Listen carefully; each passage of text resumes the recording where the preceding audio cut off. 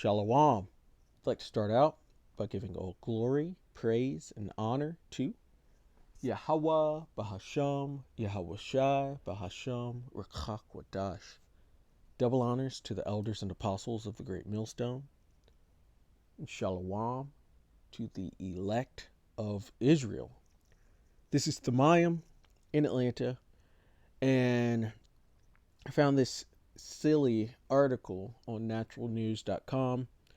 And it says, high-profile Ish rabbi claims Trump is a messiah appointed by God to serve Israel.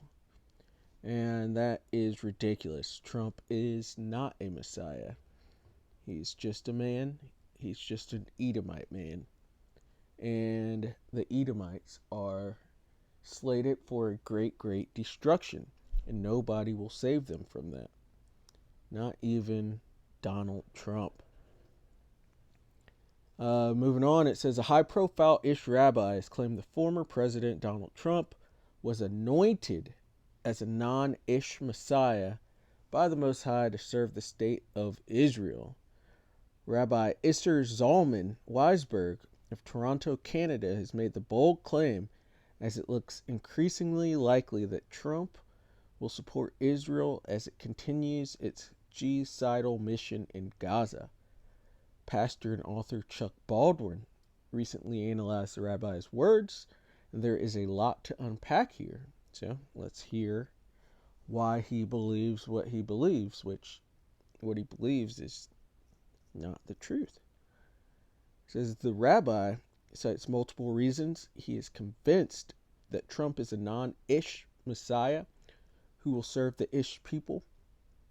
One is the fact that his right ear was grazed by a bullet in a recent assassination attempt in Pennsylvania, which he likens to a passage in the Torah stating that a servant who wants to remain with his master needs to have his right ear pierced. And that's going into the all.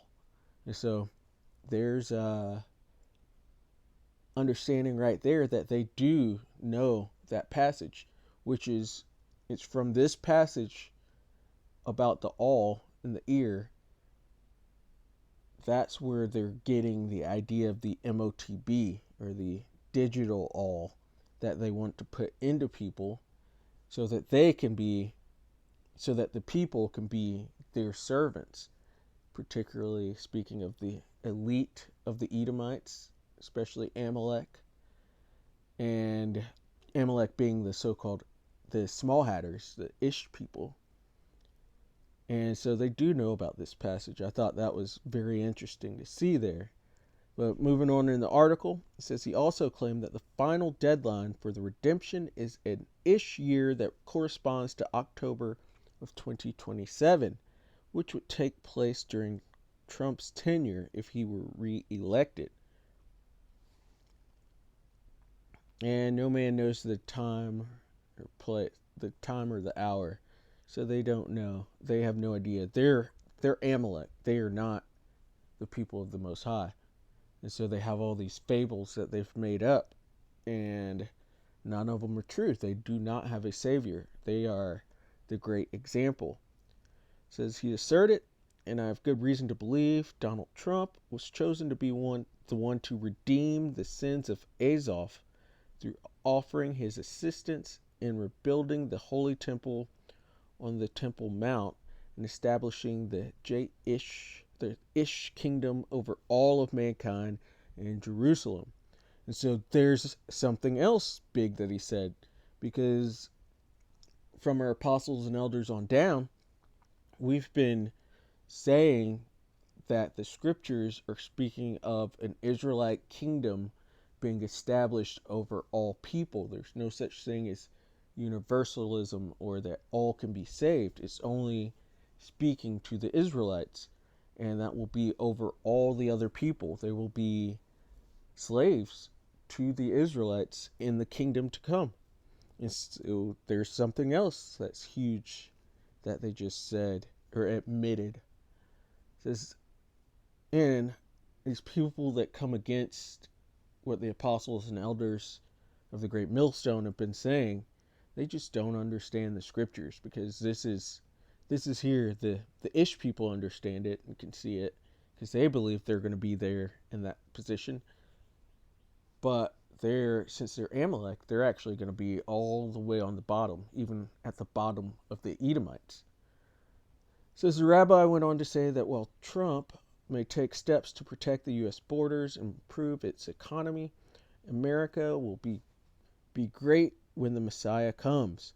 And when Yahweh Shai returns, America will be nothing.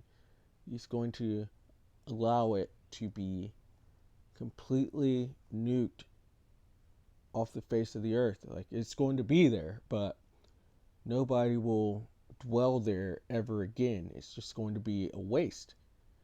The smoke's going to come up forever. It says, and the leader of this country, on behalf of all the good people in this country, will humbly present himself to the Ish Messiah and ask him to accept the United States of America into a new alliance of countries who accept the leadership of the Messiah. U.S. ain't going to be there. And Yahweh Shai is not going to have to ask anyone anything. Every knee will bow. It says the rhetoric becomes even more frightening when he suggests that Trump will rid the world of the enemies of the EUs. I believe this man was chosen to be the one to represent Western society in greeting the Messiah in Jerusalem, chosen to bow his head in humility to the Messiah, and to offer America's complete unconditional assistance to completely eradicate all of the enemies of the EUs and of the Most High and the establishment of the eternal kingdom of the Messiah, he said. And it's like, you don't even have his name. You are not going to be there. In other words, the rabbi envisions a world that has been taken over by Zionists. Salaki on that word. Lord will they don't take this down. But he says, with Trump ushering the U.S. into a world dominated by Israel and supporting the Ish state in its quest to conquer the Middle East and eventually the world at large.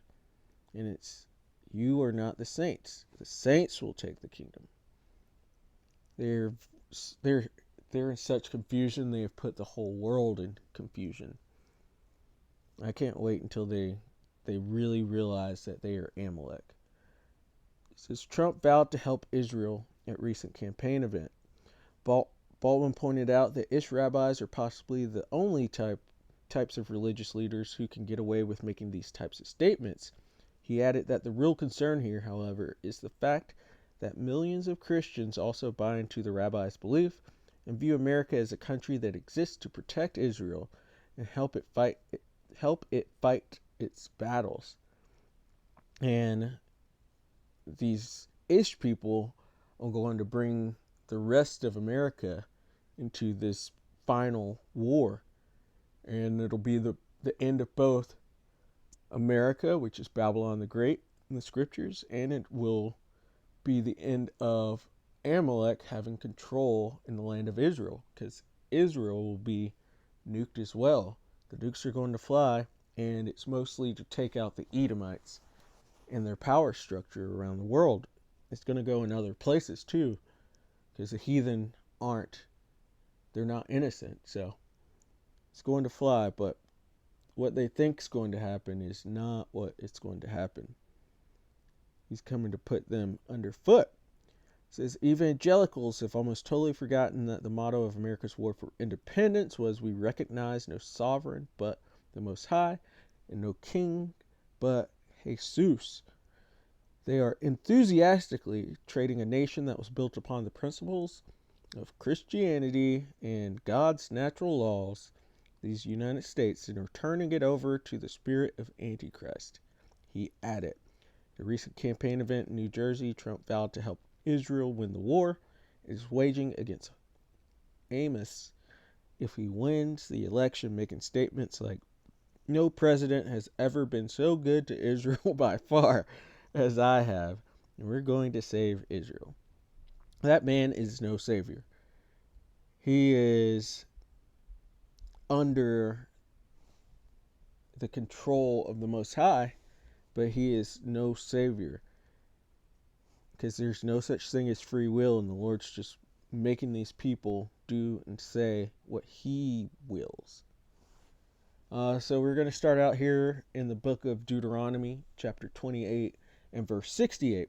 And it says, "And the Lord shall bring thee into Egypt again with ships, by the way whereof I spake unto thee. Thou shalt see it no more again, and there ye shall be sold unto your enemies for bondmen and bondwomen, and no man shall buy you." And this was speaking to the Israelites, and we're still under these curses. But as it says here in 30 and 7, Deuteronomy 30 and 7, it says, "In the Lord thy power will put all these curses upon thine enemies, and on them that hate thee, which persecuted thee." And so those are the so-called Caucasians and the so-called Ish people, or small hatters. Those are Edomites. Those are the biggest enemies of the Lord. He hates them. He allowed them to rule for a while so that they could make a great example of how not to be, and to punish Israel.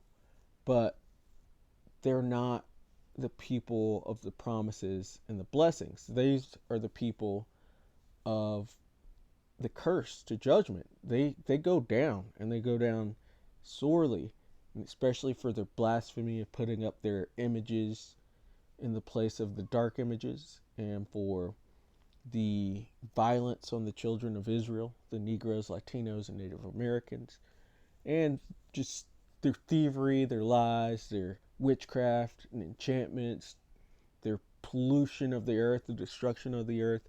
Everything they've done, it's all about to be answered for. These sins have reached unto heaven, and the Lord's going to change these curses from 15 on down, 15 to 68. He's going to put them on our enemies, first and foremost, the Edomites, which Trump is an Edomite. And he's going to put these curses on these people. And I come to this one, which we'll read it again, because this is going on to them. The Israelites have already experienced this, but now it's their turn to experience this. You could read in Lamentations how it's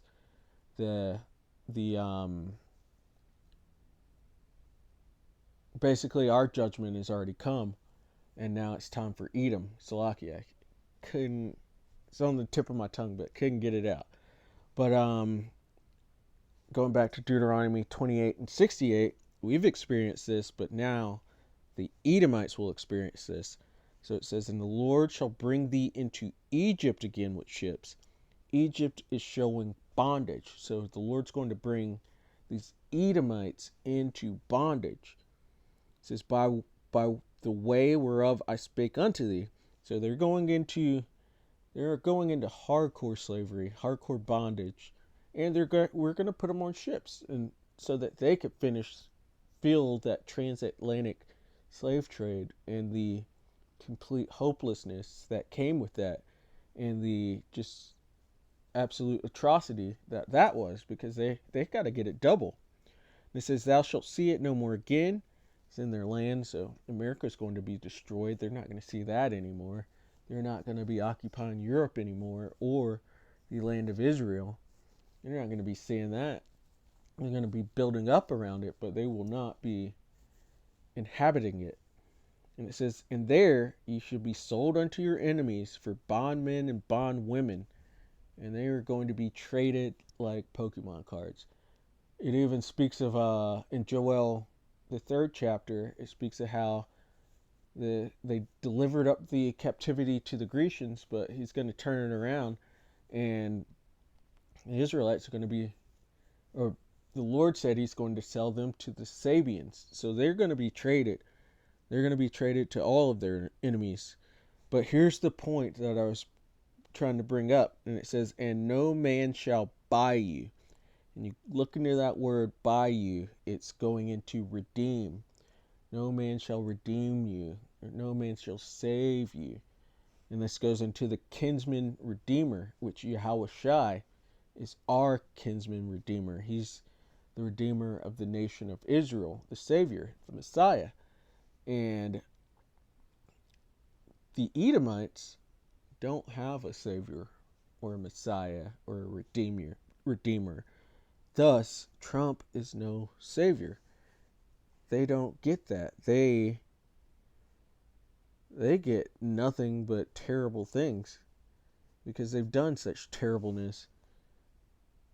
It's Job 21 and 30. It says that the wicked are the Edomites. Malachi 1 and verse 4 it says that the wicked is reserved to the day of destruction. These are the sons of perdition going into destruction. And the Lord has saved up all their sins all the way up into this great day of the Lord, which is very nigh.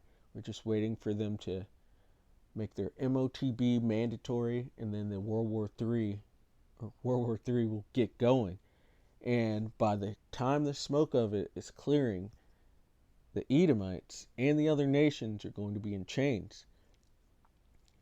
So they are reserved to that. That's why they've been able to sit there and masquerade like they are the Lord's chosen people when they are not. And why the other Edomites have been going around saying they're Christians, but they are not. They are the wicked that's reserved to the day of destruction. It says they shall be brought forth to the day of wrath. So the Lord has a bone to pick with them. He hates them. They're his least favorite creation, possibly his worst creation. And they've touched the apple of his eye. So they're about to get it. It's Isaiah 34 and verse 5. It says, "For my sword shall be bathed in heaven." This is speaking of the ICBMs. They leave the atmosphere and then they come back down into it. So that's a picture of that sword being bathed in heaven. These ICBMs coming back into, or these warheads coming back into the atmosphere. It says, "Behold, it shall come down upon Idumea." Idumea are the Edomites. That's just the Greek way of saying Edom. And it said, and see, there's another thing. They put this Greek word in there, Tap the chest. messing with the scriptures. And that's more blasphemy. They never should have touched this book. And that's a big reason on why they're going to have the great destruction that they're going to have. And it says, "It shall come down upon Idumea and upon the people of my curse to judgment." They are cursed. And they're going to know it very soon. They're not going to be able to remove their necks from this great destruction that's coming onto them. Oops, Salakia. And we will end it here at 2 Samuel 22nd chapter and verse 41. It says, "Thou hast also given me the necks of mine enemies." Number one enemy being those Edomites with those rabbis and with Trump and the Rothschilds, the Rockefellers, the DuPonts, the Gettys, the Warburgs, and so on and so forth, all the way down to the least of them. These are the biggest enemies. Then the rest of the nations. It says, "Thou hast also given me the necks of mine enemies." So, got control over the enemies, "that I might destroy them that hate me." And they all hate us. All of the Edomites hate us. The other nations all hate us. They all went confederate with Edom to take away our identity. They took it completely away from us, and they kept us at the bottom within all their societies. And the Lord's going to give us the opportunity under Yahushua to do the same to them. And it says they looked, but there was none to save, because they don't have a savior, because Trump is not a savior. He's no Messiah. He's just a man a puppet that they put up in place to play the bad cop, basically. It says, "Even unto the Lord Yahweh, but he answered them not." So they're going to be asking for salvation for someone to save them, but they're not going to get out of this. Their destiny is to serve out 1,000 years of captivity, hardcore captivity, and then they're going to be taken out of the earth. They will have no genes within this earth, which that's how you get that G-side word. It's going to be completely, their seed will be removed from this earth. And there's no one to save them. There's no one to redeem them. There's nothing coming for them. They're the only people that won't be here after that 1,000-year reign. It says, then did I beat them as small as the dust of the earth. I did stamp them as the mire of the street, and did spread them abroad. So they're going to get destroyed, they're going to get stomped out, and they're going to get scattered in their own scattering, because they're going to have to go build up the earth in which they've destroyed and serve Yahushua and serve the Israelites. There's no savior coming for them. And so I thought that article was kind of funny, because Trump is no Messiah. He's also not the Antichrist, as others say. He's just a Edomite, and I'm sure we haven't seen the last of Trump, but him and the rest of his people, their end is nigh. And so, Lord willing, that was edifying. I'd like to give all glory, praise, and honor to Yahweh, Bahasham, Yahushai, Bahasham, or Chakwadash. Double honors to the elders and apostles of the Great Millstone, and Shalom to the elect of Israel. Shalom.